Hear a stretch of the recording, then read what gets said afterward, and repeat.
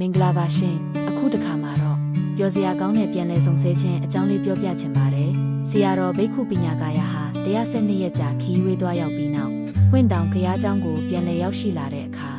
ဆရာတော်ကိုအချိန်ကြာကြီးစောင့်မျှော်နေကြတဲ့မူဒိတာနဲ့ဂယုဏလို့အမည်ရတဲ့ခွေးလေးနှစ်ကောင်ကတော့အတိုင်းမသိပျော်ရွှင်နေကြတာကိုတွေ့ရတာပါပဲတစ်ချိန်ကလေလွင့်ခွေးလေးတွေဖြစ်ခဲ့ပေမဲ့ဘုရားကျောင်းကသူတို့ကိုမေတ္တာနဲ့ခေါ်ယူဆောင်ရှောက်ခဲ့ပြီးအတိတ်ပဲရှိဆုံးအမိလေးတွေပေးခဲ့တာပါ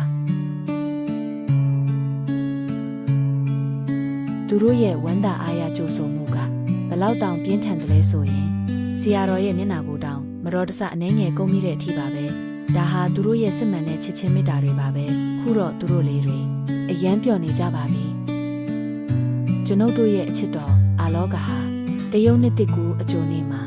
အားလုံးနဲ့အတူအယမ်းကိုချစ်စဖွယ်ကောင်းတဲ့အချိန်လေးတစ်ခုကိုဖြတ်တန်းခဲ့ပါတယ်။သူ့ရဲ့ခေါင်းလေးကိုအသာအရာပုတ်တက်ပေးတဲ့အခါမှာသူဟာအယမ်းကိုယဉ်ကျေးပြီးတည်ငြိမ်နေခဲ့ပါတယ်။ဘုရားကျောင်းဝင်းကျင်မှာနှစ်တစ်ကူအတွက်ပြင်ဆင်မှုတွေနဲ့အလုပ်ရှုပ်နေကြပေမဲ့သူကတော့ယဟန်တော်တွေရဲ့အနားမှာအေးအေးဆေးဆေးရှိနေခဲ့ပါတယ်တဲ့လေ။အဲ့ဒီအာလောကရဲ့ပုံရိပ်လေးတွေကိုလည်းထပ်ပြီးဝေမျှပေးလိုက်ပါတယ်နော်။အားလုံးကိုစိတ်နှဖျားကျမ်းမာချမ်းသာပြီးငြိမ်းချမ်းကြပါစေရှင်။